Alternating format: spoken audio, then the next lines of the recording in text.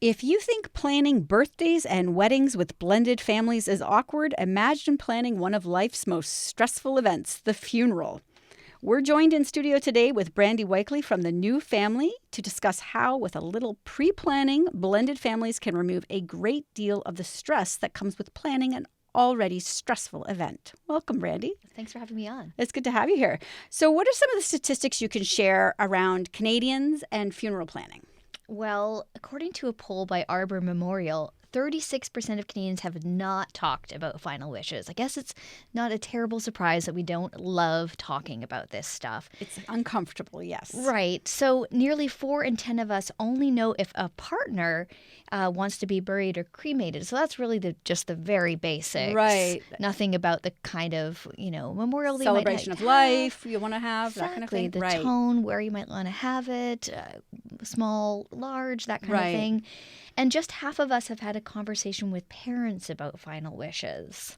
Right. I worked with Arbor Memorial a few years ago talking about this when I was married. And it was about, those conversations around, what you wanted.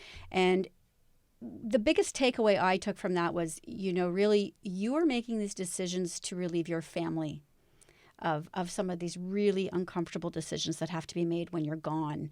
And funnily enough, as of now I'm heading towards divorce, it's occurring to me that I really do need to reconsider my plans. I no longer want to spend eternity buried beside my ex-husband. So maybe it's time to revisit how I'm going to have my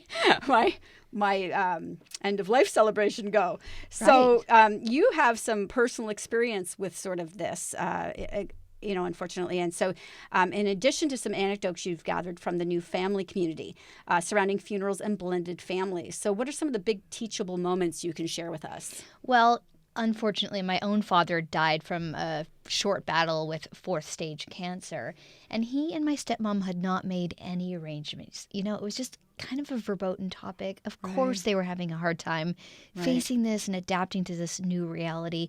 None of us knew the timeline, really, that we were looking at, and we're definitely hoping for way more. And it ended up being that he died much sooner than we expected, and it was a very difficult time for my step-siblings and I to get it all sorted out from scratch because we really knew nothing.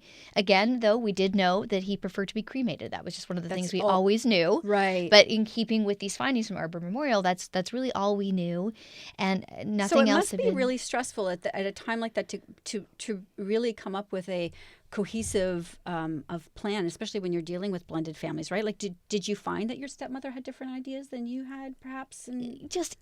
Yes, and even just in the timeline, because they hadn't addressed any of it, my step-siblings and I were, there in Calgary from other locations in the country. It took much longer to settle on a date and venue because none of this had been discussed. So that really added to the stress that we were going through while we were doing difficult things like finding the right words for the obituary in the newspaper and figuring out who's going to give a eulogy, all those kinds of things. So it was a very tense time, and it definitely showed me that, the cost of not enduring the difficult conversation is very high. Right. So my own experience is, of course, not the only one I've heard of. I've also heard from, in a very worst case scenario, a situation where divorced parents had such a bad relationship when they tragically lost their young but adult son that they wouldn't be in the same room together. So you really don't want to be in that kind of scenario. I mean, of course, it's hard to plan for someone in their 20s passing away. But also another situation where an adult stepdaughter, wouldn't commit to any dates for a memorial.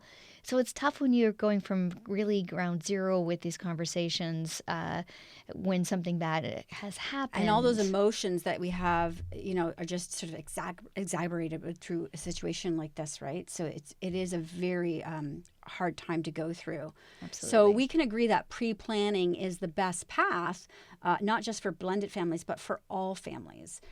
So where's the best place to start?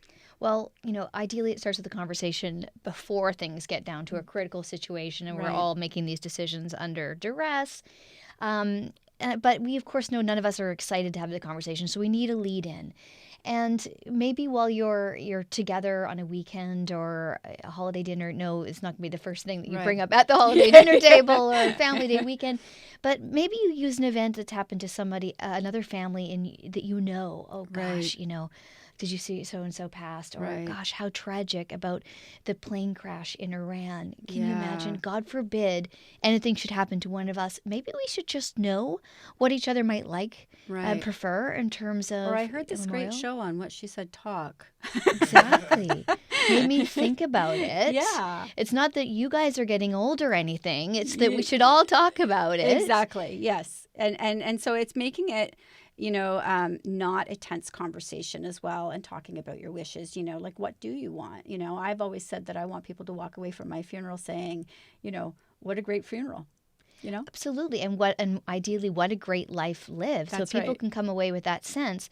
That's a wonderful thing to leave people with. So if you've given your Right. family some direction on that, huge help. Right. So, where can people go to learn more about how to start planning, how to start this important conversation, even just sort of the right words? Right. So you can go to arbormemorial.ca and click on Start Planning, and you get some resources there Right. for doing some pre-planning on a funeral, and you'll find a lot of resources there. Okay, amazing. Well, thank you so much for joining us in the studio today, Brandy. This is a really important topic, and I hope people do, start to have those conversations with people to prevent a lot of pain down the road. Me too. Thanks so much for having me on. Okay, thank you.